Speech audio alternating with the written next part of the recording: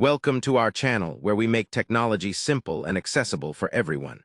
Logging into your Microsoft 365 business account is an essential skill that helps you unlock a world of productivity and collaboration tools.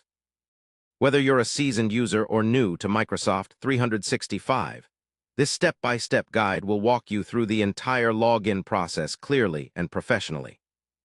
First, open your preferred web browser and navigate to the official Microsoft 365 login page by typing in office.com or portal.office.com.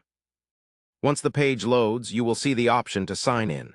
Click on the Sign In button to proceed. On the next screen, enter your business email address that is registered with your Microsoft 365 account and click Next. If your email is recognized, you will be prompted to enter your password. Carefully type in your secure password and click Sign In. For additional security, your organization may require multi-factor authentication. This means a code will be sent to your phone, or you may be asked to verify your identity with a notification on an authenticator app.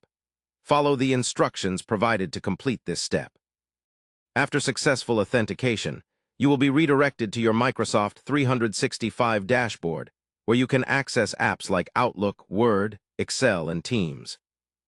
If you encounter trouble logging in at any point, try resetting your password by clicking on Forgot My Password and following the recovery steps.